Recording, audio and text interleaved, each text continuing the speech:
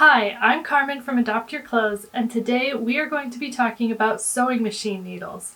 There are tons of different sewing machine needle options out there, but really most of us are just sticking with that regular old universal needle. And while yes, a universal needle works great for a lot of different fabrics, there are some fabrics out there that you will get better results from if you use a different type of needle. If you use the wrong type of needle for your fabric, you can get all sorts of issues. Things like skipped stitches, ugly holes poked through your fabric, broken thread, runs in your fabric, all sorts of things you don't want to deal with. So let's cover the most common needle types you might want to use. The first, of course, is our trusty universal needle. You probably have some of these in your stash already. In fact, your sewing machine might have even come with a pack of these. These universal needles work great for non-stretch medium weight fabrics. Think things like quilting cotton, shirting fabric, and linen. Now, if you're sewing with a 4-way stretch fabric that has elastane in it, or spandex or lycra, which are just other words for elastane, then you'll want to use a stretch needle. The stretch needle is designed specifically to avoid skipped stitches on super stretchy fabric, which is a really common problem. So if you're having trouble with skipped stitches and you're using a stretchy fabric, then definitely try switching to a stretch needle.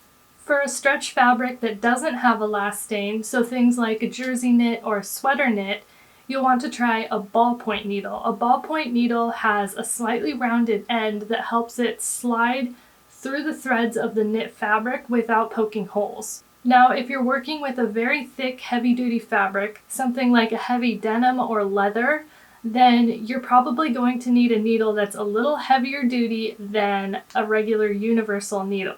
So for these types of fabrics, I like to use either a leather needle or a denim needle, which is also sometimes labeled as a jeans needle. Both of these needles are thicker and heavier and do better punching through that thick fabric. I tend to use leather and denim needles pretty much interchangeably on heavier duty fabrics. Now, on the other end of the spectrum, if you're working with a really thin, lightweight, even a sheer fabric, think something like silk or gauze, a universal needle can sometimes have trouble cleanly punching through that thin fabric. It can cause big holes or even runs in the fabric along the seam, or puckers even. So for these types of fabrics, especially if you're having trouble with the universal needle, you might try switching to a Microtex needle, which is a really thin, super sharp needle that can easily get through lightweight fabrics.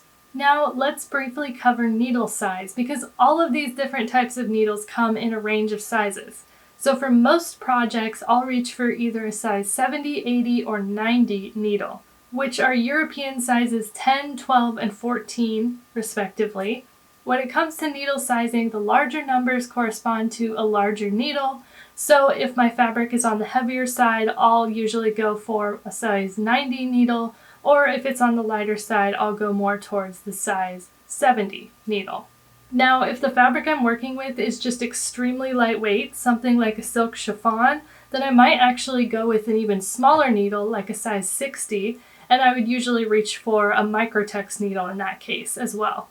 On the other hand, of course, if the fabric is super heavy duty, like a heavy leather or an outdoor weight canvas, I might go for an even heavier needle, such as a size 100 or a size 110. Usually I would choose a leather needle in this case.